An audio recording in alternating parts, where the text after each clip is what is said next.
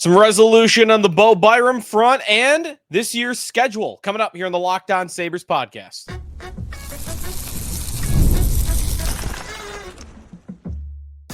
You're Locked On Sabres, your daily podcast on the Buffalo Sabres. Part of the Locked On Podcast Network, your team every day.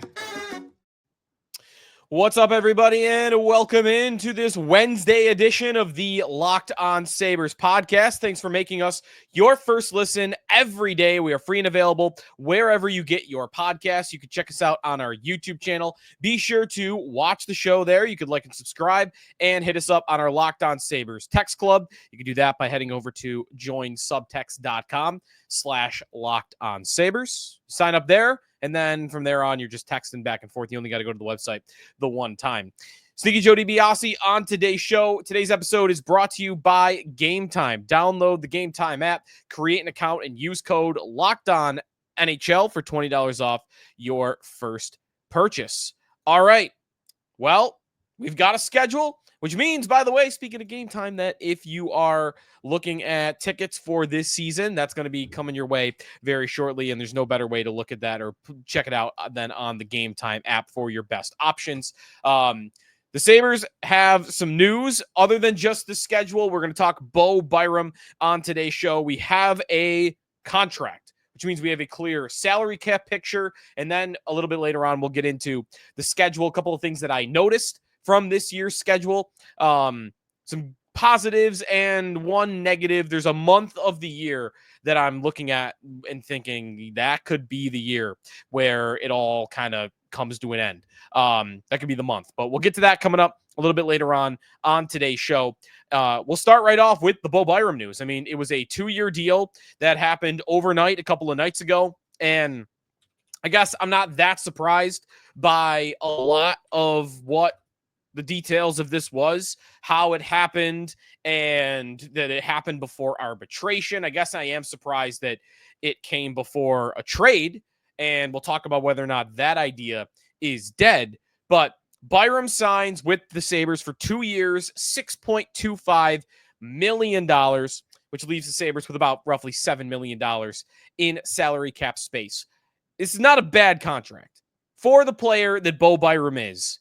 It's not really that bad a contract. It is about in the middle, I would say, of the projected contracts that I had seen for Byram. AFP Analytics had it at like a $5.75 million contract. I had seen others that had projected it into the $7, even upwards of $8 million range, depending on the term and what team he would be traded to. 2 years, $6.25 million to me is kind of on the low end or in the middle of different contract projections that I had seen for Bo Byram. And for the Sabres, it doesn't really matter because they're not going to spend to the cap here.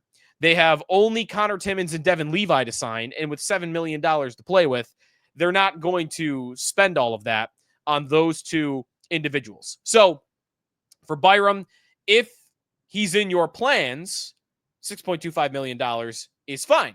And that really, though, becomes the question. Does this contract, which, by the way, walks him to unrestricted free agency, if he were to play out the 2 years on his contract, he becomes a UFA in the 2027 offseason. Here's why I'm not really worried about that, as I said, actually, on our previous show, which is you walk into unrestricted free agency, I'm not expecting him to make it that far. The Sabres will either get good and he takes a step and they will sign him to an extension, or he'll be traded this offseason still. He'll be traded in the middle of next year, or he'll be traded next offseason, or hell, he'll even be traded at not this coming deadline, the next trade deadline after that. You've got 4 opportunities, long opportunities to move this player if you want to before you would ever lose him for nothing. And then the other way to look at the Byram contract is that it buys you more time to work out a trade, but it also does, it keeps your blue line solid and secure right here, right now. I mean, maybe they had their sights set on another partner for Rasmus Dahlin, but you do now have security of Dahlin's partner, I think, for the next 2 seasons or however long Bo Byram is on the roster, because I think at this point you have to play him with Rasmus Dahlin. There is no way around it. Especially if you do have your sights set on trading him, you want him playing at his best, and at his best, he's playing with Rasmus Dahlin in the final 10 games of the season, where he primarily played away from Dahlin. In fact, you could even go back to the last 15 games of the season. Bo Byram had no goals and 4 assists in those final 15 games, whereas if you go to the previous 66 games, 7 goals, 27 assists, which is pretty good. That's one thing about Byram here, that 38 points, it's not jumping off the page. It's fine. He was 15th in the NHL amongst defensemen and even strength points. There was that. But remember, him going away from Dahlin, if he had finished the season playing with Dahlin, or hell, Dahlin hadn't missed 10 games in the middle and they could have played a full season together, those 38 points could have honestly even become upwards of 50, I think. And I think 50 points is about the limit for Bo Byram. It's about the high-end ceiling, given that he's not going to be getting a lot of power play time. So that could happen this year if they play him with Dahlin for the entirety of the season. Is there growth, though, still for this player? And for me, I think there could be. I don't want to assume it, and I would probably bet against it, but I am open to the idea that Byram has another level of play in him. He still is only 24 years old. He has only played 246 games in the National Hockey League. That honestly is not that much. I mean, it's not nothing either. He's played more than Mattias Samuelsson, for instance, and I'm ready to declare that he's no good. So, I don't want to bet on that there's another level coming for him, but is it possible? If I were to ever want to sign him long-term as the Buffalo Sabres, that'd have to happen. To me, there is no, you play the next 2 years with Dahlin, you put up 40 to 50 points, and you're inconsistent still without him, and you're not that great in your own end, and you're not playing in the power play. If the next 2 years look like that and he's on the team, I'm not going to want to pay him long-term. I'm going to want to trade him. And that's still where my eyes are set, but I'll get to that in a moment. If the only way, to me, an extension becomes a strong idea where next summer the Sabres would say, hey, you want to do a 7-year deal? You want to do a 6-year deal? It would be he hits another level and he either figures it out in his own end, or he, instead of 50 points with Dahlin, maybe he's putting up 60, 70 points with Dahlin. And because of that, he has forced his way onto the power play because he's been so undeniably good at 5-on-5. Think, not Noah Dobson. I know different defensemen, and this player is a lot better in his own end, but think Devin Tays. Devin Tays, who had in his first 3 years a career high of 31 points, comes out the next year and for Colorado had 13 goals and 44 assists for 57 points and finished 8th in the Norris. Again, I don't think that Byram has that gear in him defensively, but if he can get around that number offensively and starts to work his way into the power play, then maybe we start to have a discussion. But to me, trade is still the idea. Here's the question, though. Does signing this deal mean a trade is out of the question? That they will not do that this summer? We'll explore that question when we come back here in the Locked On Sabres podcast. Today's episode of the Locked On Sabres podcast is presented by Indeed. If you needed the right hire yesterday, you got to get on Indeed. You just realized your business needed to hire somebody. How can you find amazing candidates fast? Easy. Just use Indeed. When it comes to hiring, Indeed is all you need. Stop struggling to get your job post seen on other job sites. Indeed Sponsored Jobs puts your posts at the top of the page and helps you reach the right candidates faster. Have you ever been in that spot where you need the right hire like yesterday, when the pressure is on and every day without the right person is a setback? It's very stressful. And that's exactly when Indeed Sponsored Jobs comes in handy. They make sure that your post is seen by the right candidates right now. And right now, you can speed up your hiring process with a $75 sponsored job credit. Just go to Indeed.com/lockedon right now. Support our show by saying that you heard about Indeed on this podcast. Terms and conditions apply. Hiring, Indeed is all you need. Back here on the Locked On Sabres podcast, the Sabres signed Bo Byram, 2 years, $6.25 million. Also, the schedule is out, and we will get to that coming up in just a little bit. But rounding out the conversation on Byram, does this file away the trade conversation about Byram for the rest of the offseason? And I think it more likely than not does. It does not have to rule out a trade. There is no CBA rule or anything leverage-wise that says the Sabres are in a much worse position right now to sign Byram than they would have been before. Now, you could sit there and say, well, another team having contract control without having to sign him, they get to decide what the deal looks like. That is a benefit that another team might have wanted. Sure, but that would imply that any team that was considering Byram would be out because, well, you signed him to 2 years, $6.25 million. I can't do that. I was hoping to get him for blank. 5.5. What did another team think was realistic that now that he's signed, can't do that. Can't do that. The only thing that another team might have wanted to do that they can't now is sign him to a long-term extension. They'd have to wait a year. But, I mean, you could just do that in a year. You have the rights, and if the relationship goes well, then you just do it in a year, and everybody's good, right?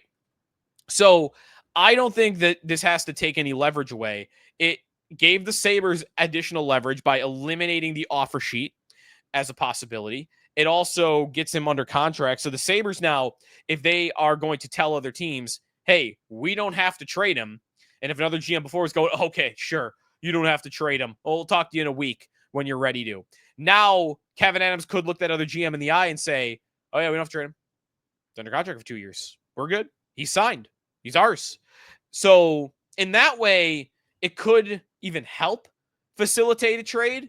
There is something, though, just about signing the player and the two sides coming to an agreement that I think would show both sides showing a willingness to extend this relationship. Obviously, it's a contract. And I was really thinking one of the two, could have been the Sabres, could have been Byram. One of the two sides was going to say, I really just don't want this relationship to go any further. Byram, whether that was moving all the stuff out of his house or the Sabres really never talking about him as a core member of the team, thought one of the two, didn't know which one, would say, I would prefer to just move on here. And both sides coming to an agreement of, yeah, we don't have to move on, and we're okay playing this out, I think indicates that the favorite right now, as we sit here on July 16th, knowing that, yeah, Brian Rust as an idea is still out there, and maybe there's another name out there in the trade market that we don't know about that could make sense for the Sabres in the forward ranks. You know, if there's an opportunity that comes about, I think he's still the guy to move.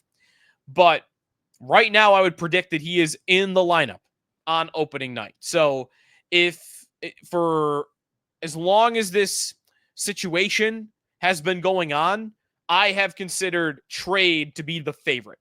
That is the most likely outcome. And today, with this contract being signed, I would say that now a trade is the underdog. That is the less likely of what's going to happen with Byram. I think you're going to see him on the Buffalo Sabres night one, starting off with Rasmus Dahlin on the top pair. And the one benefit of Byram being here, if you like the player enough, and I'm back and forth on him. I think he's pretty bad in his own end, and I think that the point about him not being good without Dahlin is a strong point. But if he's with Dahlin, and I'm getting positive offensive plays from him because he's always in the offensive zone because Dahlin's his partner, and I've now followed that up with power and Kesselring and my third pair of Samuelson and Timmins, I think the Sabres blue line is ready to be the strength of this team. It's not hard to do. Their forward group kind of stinks, and their goaltending situation kind of stinks. Could their defense core be great? Let me just put it this way. I don't think their forward group has the capability of being a top 10 forward group in the NHL. I don't even think they have it in them. Their best case scenario, don't have it in them. The goaltending, don't think they have it in them to be the 10 best goalie situation in the league. Don't think it's there. The blue line, I think it has it. In fact, I might even say it has the ability to be top 5. Number 1 even, I think it's possible. Very unlikely that they're the best blue line in the league. But how unlikely is top 10? Dahlin stays healthy and is a Norris candidate, and Power takes a good step forward, not even a gigantic step forward, and Kesselring is ready to play on the second pair, and Byram is good offensively, and my third pair now is stabilized. Like, that's a top 10 blue line in the NHL. They should at least be above average. Anything that's not at least above average to me is a failure, and anything between like the 10th and the 16th best blue line in the league is a disappointment.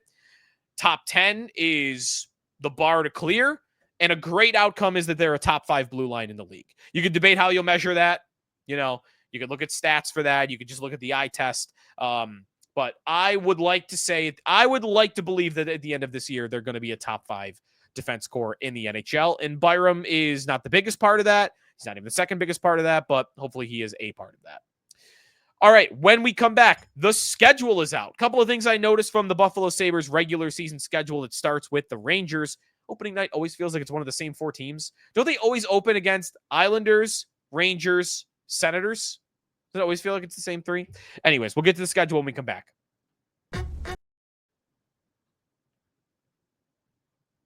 Today's episode of the Locked On Sabres podcast is presented by FanDuel.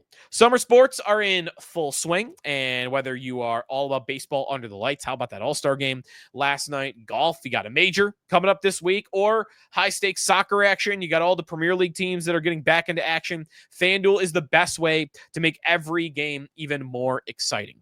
You're already following the action, why not make it a little bit more thrilling? With FanDuel, you can get in on the game, especially all these hot days, these humid hot days that we've been having here in Buffalo. I have been wanting to stay in that air conditioning and stay inside, and definitely FanDuel is going to make that a lot more enjoyable.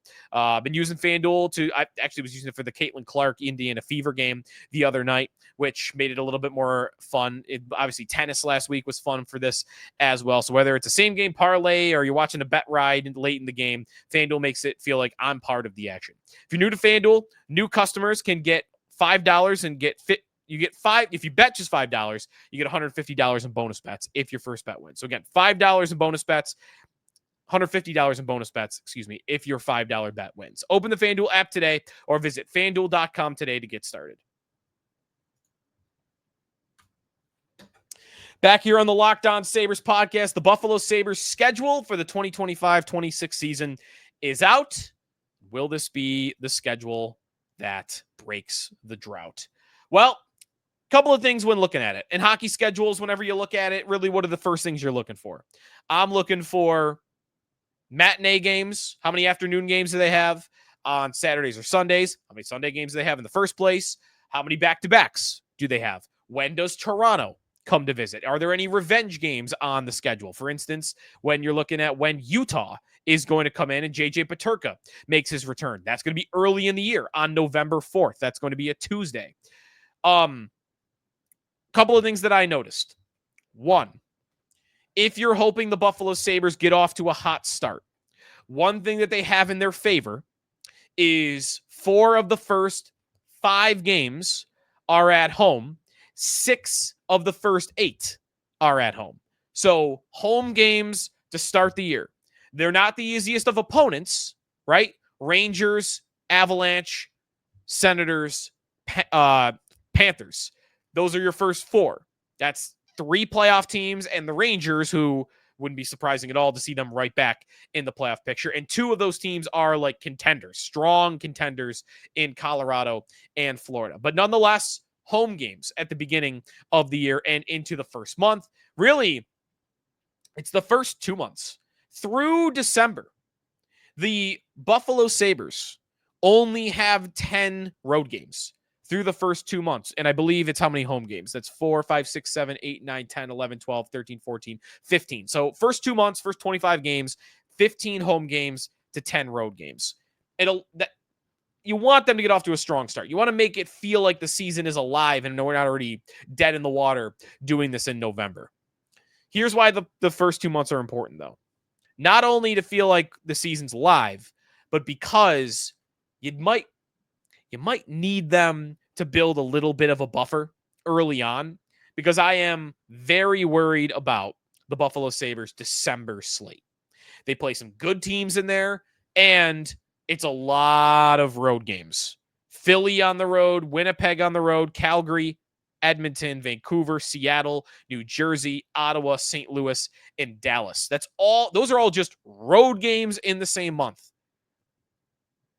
10 road games in 1 month to 4 home games. They got to get through December. If they can make it through December, being in the playoff race, I'm going to feel like there's a strong chance that they're in it right to the very end. Because I'll be very impressed if they're able to get through that December, being on the road, West Coast trip, that second week. It'll be very impressive to me if they're able to get through that, given especially what their roster is. They have 11 back-to-backs. I don't know what that's like by league context, but a lot of them are actually in the second half of the season. So again, kind of implies maybe they could get off to a strong start. Again, I don't know how many back-to-backs the average team has, but 11 didn't feel like a lot for me. So I'm going to file that tentatively as a plus. Toronto. I love the Toronto home games early in the year when the season feels like it's alive. That gives you more Sabre fans. I know Toronto's going to fill up the building one way or another, but last year, end of the season, Sabres are out of it. It's like the second last home game of the year. Nobody cares. The season's over. Toronto fills up the building. It's 90-10 maybe. Give me 70-30 Leafs to Sabre fans. But to get that, I need the Sabres to be alive. I need them to be in it. And you get a home and home with Toronto right away in the third week of the season on October 24th and 25th. That's a Friday night hosting Toronto, followed by a Saturday night game in Toronto. I love that. I love the home and home with the Maple Leafs. So love that. And then your second Toronto home game comes later in the year. That'll be on March 14th. And let's pray that the Sabres are still alive on that date. Early March, by the way, that's another one of those stretches where they have 6 out of 7 at home. So they get these long stretches at home and then these long stretches on the road. And that's not that abnormal by the NHL standards, but it's very much by month. It's like October is a home month and March is a home month and December is a road month. February, there's a break in the middle, but February is 5 out of 6 on the road. So kind of they do it by month here. The final game of the season, Dallas at home. Dallas at home. You know, they could have things clinched by then if that game is mattering to the Buffalo Sabres. And again, one can only pray that that's the case. So that's the Sabres schedule for you. Home opener against the Rangers on October 9th. And almost all 7 o'clock games, unless it's a matinee game. You got a couple of those throughout the year. In fact, the second weekend of the season, that's October 18th, 1 o'clock against the defending champion Florida Panthers. So look forward to that. It's the whole schedule. Obviously, you can check it out on the Sabres website. And excited for the season start on October 9th.